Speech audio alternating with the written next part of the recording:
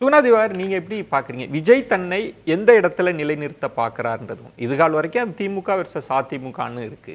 அந்த இடத்துல அதிமுக ஒரு விமர்சிக்கலன்னு ஒரு விமர்சனம் இருக்கு. இவர் சந்தேகப்படுறார் திமுக பாஜக இடையில ஒரு மறைமுக இதுன்ற மாதிரி. விஜய் அவர்களே சொல்றார் திமுக கூட்டணி வெர்சஸ் தாவேக்கான்ற மாதிரி. இப்ப ரெண்டு சிக்கல் இருக்கு. இது திமுக எப்படி எதிர்கொள்வாங்க விஜய் தன்னை எப்படி பொசிஷன் பண்ணிக்க போறார், யாருக்கு எதிரான்றது உங்கள் பார்வை என்ன சொன்னாங்க? எனக்கு அதுக்கு முன்னாடி ஒரு சின்ன ஃபேக்சுவல் கிளாரிட்டி வேணும். நீங்க அந்த ஆர்ப்பாட்டத்தை உங்க சேனல்ல இருந்துமே கவர் பண்ணிருப்பீங்க. உண்மையிலேயே 24 குடும்பங்கள் இருந்ததாங்க விஜய் மேடையில். ஏன்னா அந்த 24 நம்ம மறுபடி நிறைய பேசுறோம். அந்த 24ங்கிற நம்பர் எங்கேருந்து வந்துச்சு அப்படிங்கிறதே தெரில. ஏன்னா இப்போ லாக்அப் டெத்து, கஸ்டோடியல் டெத்து அப்படின்னு பார்த்தோம்னா தமிழ்நாடு அரசு ஒரு டேட்டா ஏற்கனவே கொடுத்துருக்காங்க.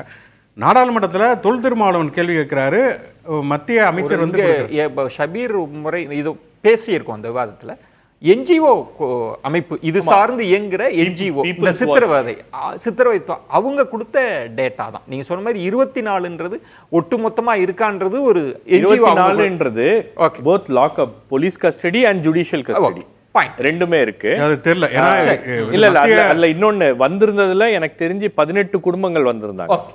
18 குடும்பங்கள் மேடையில இருந்தாங்க. ஏன்னா இப்ப தமிழ்நாடு அரசும் மத்திய அரசும் கொடுத்த புள்ளி விவரங்கள் அது இல்ல. சொன்ன மாதிரி என்ஜிஓட திருமா கேட்டது வந்து வெறும் போலீஸ் கஸ்டடி மட்டும் தான் கேட்டாரு. ஜுடிஷியல் கஸ்டடி கேட்கல.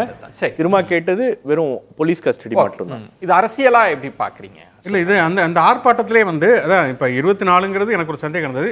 இன்னொன்று வந்து பார்த்தோம் சொன்னால் வந்து அவர் ஒரு தவறான தகவலுமே விஜய் சொல்கிறார். என்னன்னா அந்த சாத்தான்குளம் சம்பவம் நடந்தப்ப சிபிஐக்கு வழக்கை மாற்றினப்ப ஸ்டாலின் எதிர்ப்பு தெரிவித்தார் அப்படிங்கிறார்.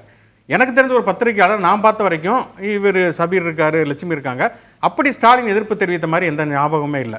சாத்தான்குளம் சம்பவத்துக்கு எதிராக தொடர்ச்சியாக எதிர்ப்பு தெரிவித்தார் தவிர சிபிஐக்கு மாற்றினதற்கு அவர் வந்து எதிர்ப்பு தெரிவித்ததாக நினைவே இல்லை. அப்படி நடந்ததற்கான வாய்ப்புகளே கிடையாது. ஏதோ ஒரு தவறான தகவல் யாரும் ட்வீட் பண்ணியிருக்காங்க. ஓகே, அதை விஜய் சொல்லியிருக்காரு. இன்னொன்று அந்த கேள்வியே ரொம்ப அபத்தமானது ஒன்று அப்படின்னு நினைக்கிறேன். என்னன்னா இப்போ நீங்கள் அண்ணா யூனிவர்சிட்டியோட மேட்டர் அப்படின்னு எடுத்தீங்கன்னா அண்ணா யூனிவர்சிட்டியில் வந்து ஒரு பாலியல் வன்முறை நடக்கிறது. அப்போ வந்து கோர்ட்டே வந்து ஒரு சிறப்பு விசாரணைக்குழு வந்து அமைக்கிறது. ஆனால் குற்றம் இழைத்தவர் வந்து காவல்துறையை சேர்ந்தவர்கள், அவர் ஞானசேகரன் ஒருத்தர். ஆனால் இங்கே வந்து கஸ்டோடியல் டெத்தை வந்து இழைப்பு அந்த குற்றம் இழைத்தவர்கள் வந்து காவல்துறையை சேர்ந்தவர்கள். இப்போ தமிழ்நாடு காவல்துறையை சேர்ந்த ஒருத்தர் வந்து தமிழ்நாடு காவல்துறையை சேர்ந்தவர்கள் குற்றம் அளிக்கிற பொழுது ஒரு எத்திக்கலாகவே வந்து வேற ஒரு அமைப்பு விசாரிப்பது என்பதுதான் சரியானதாக இருக்கும். ஆனால் இவர் சம்பந்தமே இல்லாமல் மாநில சுயாட்சி பேசக்கூடிய ஒரு கட்சி இப்படி வந்து உத்தரவிட முடியுமா? செயற்குழுவில் இந்த தீர்மானம் போட்டாங்க. இதுலையுமே வந்து விஜய் அதை பேசுகிறார். இது ரொம்ப முரண்பாடான ஒன்று. நீங்கள் வந்து மாநில சுயாட்சிங்கிறது ஒரு லட்சியம். ஆனால் இன்னைக்கு இருக்கக்கூடிய நடைமுறைங்கிறது இங்கே வந்து மாநில சுயாட்சியோ மத்தியில் கூட்டாட்சியோ இல்லை. இங்கே ஃபெடரல் ஸ்டேட்டே முதல்ல கிடையாது. இப்போ அண்ணா பல்கலைக்கழக விஷயத்திலேயே விஜய் வந்து ஆளுநர்கிட்ட தான் போய் வந்து மனு கொடுக்கிறார். இவருமே மாநில சுயாட்சி தங்களுடைய கொள்கைன்னு சொல்றாரு.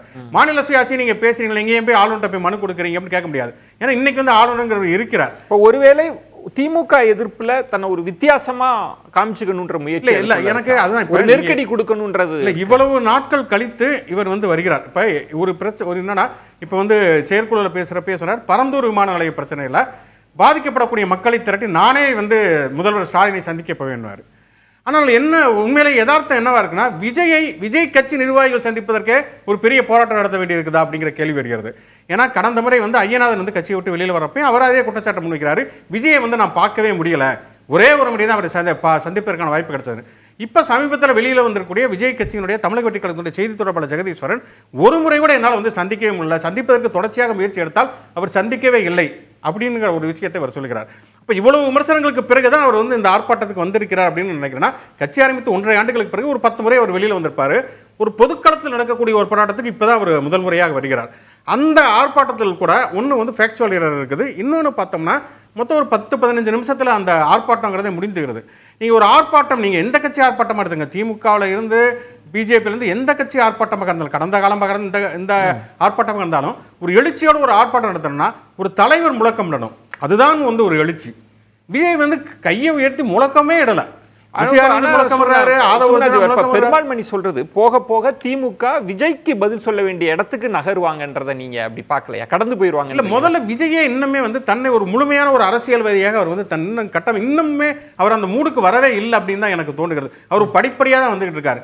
இன்னொன்று நீங்க பாத்தீங்கன்னு சொன்னா நீங்க வந்து இப்ப ஸ்டாலின் அல்லது உதயநிதி ஸ்டாலின் 2 பேரையுமே வச்சுக்கணும். வந்து விஜய் வந்து திமுகவை பொறுத்த வரைக்கும் நம்ம பெருமாள் மணி சொன்னதில் நான் முற்றிலுமா வந்து முரண்படுறேன். வந்து திமுக இன்றைக்கு வரைக்குமே தனக்கான எதிரியாக அரசியல் எதிரியாக அதிமுக தான் அது நினைக்குது.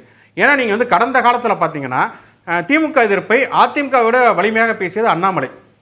அதே மாதிரி சீமானுமே கடுமையாக பேசுகிறார். இப்போ வந்து விஜய் வந்து ஒரு 10 தடவை வந்து வெளியில் வரப்போ அவர் திமுக எதிர்ப்பை முன்வைக்கிறார், சில ட்விட்டுகளில் அறிக்கை வருகிறார். ஆனால் திறந்தோறும் பிரஸ் மீட்டில் வந்து திமுகவை கடுமையாக விமர்சித்தது அண்ணாமலை, திறந்தோறும் கூட்டங்களில் வந்து இன்றைக்கு வரைக்கும் கடுமையாக விமர்சித்துக் கொண்டிருப்பது சீமான். ஆனால் நீங்க கடந்த காலங்களில் பார்த்தீங்கன்னா திமுகவுடைய தலைவர் ஸ்டாலினாக இருந்தாலும் சரி, அல்லது இளைஞரணி செயலாளர் உதயநிதி ஸ்டாலினாக இருந்தாலும் சரி, ஒரு முறை கூட அண்ணாமலையுடைய பெயரோ சீமானுடைய பெயரை உச்சரிச்சிருக்க மாட்டாங்க. அவங்க வந்து இந்த தமிழ்நாட்டினுடைய அரசியல் களங்கிறது திமுக வெர்சஸ் அதிமுக திராவிட கட்சிகளுடைய களமாகத்தான் இருக்க வேண்டுங்கிறது ரொம்ப தெளிவா இருக்காங்க. அவங்க அண்ணாமலையுடைய பெயரை சீமானுடைய பெயரை உச்சரித்ததில்ல. இப்பயும் தொடர்ந்து விவாதங்கள்ல திட்டமிட்டே அதை வந்து ஒரு ஸ்ட்ராட்டஜி போல வர்ணிக்கிறார் திரு ஸ்டாலின் அவர்களே. திட்டமிட்டே அதிமுகவுக்கான அந்த கோட்டை அழிச்சுக்கிட்டு இருக்காரு. சுற்றுப்பயணம் போயிருக்காருல வந்து இப்போ வந்து அவங்க வந்து ஓரணிகள் தமிழ்நாடுன்னு சொல்லி டோர் டு டோர் கேன்வாஸாக இருக்கட்டும், அல்லது வெளியூர்களில் வந்து தமிழ்நாடு முதல்வர் திமுக தலைவர் ஸ்டாலின் சுற்றுப்பயணமாக இருக்கட்டும், உதயநிதி ஸ்டாலின் சுற்றுப்பயணமாக இருக்கட்டும், அவங்களுடைய முதன்மையான விமர்சனங்கிறதே வந்து பாஜகவோடு கூட்டணி சேர்ந்து தமிழ்நாட்டுக்கு துரோகம் செய்து விட்டார் எடப்பாடி பழனிசாமிங்கிறது தான். போற போக்கில் பெயர் சொல்லாமல் விஜய் விமர்சிக்கலாம், அது வந்து போற போக்கில் ஒண்ணுதான். இன்னொன்று நீங்க பாத்தீங்கன்னா நீங்க வந்து விஜயையும் ஸ்டாலினையும் உதயநிதி ஸ்டாலின் கம்பேர் பண்ணவே முடியாது. நீங்க வந்து விஜய்ங்கிறவர் வந்து ஒரு புகழ்பெற்ற நடிகர், அவர் வந்து மிகப்பெரிய கூட்டம் கூடும், அந்த கூட்டம் எல்லாம் ஓட்டுகளாக மாறுமா நமக்கு தெரியவே தெரியாது. ஆனால் நீங்க வந்து இப்ப நீங்க வந்து திமுக நெட்வொர்க் நீங்க பாத்தீங்கன்னா வட்டம், கிளை, மாவட்டம், பேரூராட்சி எல்லாமே நீங்க இவர் உதயநிதி ஸ்டாலின் திமுக இளைஞரணி செயலாளராக பொறுப்பேற்றதுக்கு பிறகு தலைமை கழகம் பேரன்பாடிக்கு ஈக்குவலா இளைஞரணி செயலாளர் அவ்வளவு பொறுப்பு போட்டிருக்காரு. கிளை வட்டத்துல இருந்து அரசு ஒரு 4 லட்சம் நிர்வாகிகள் போட்டிருக்காரு.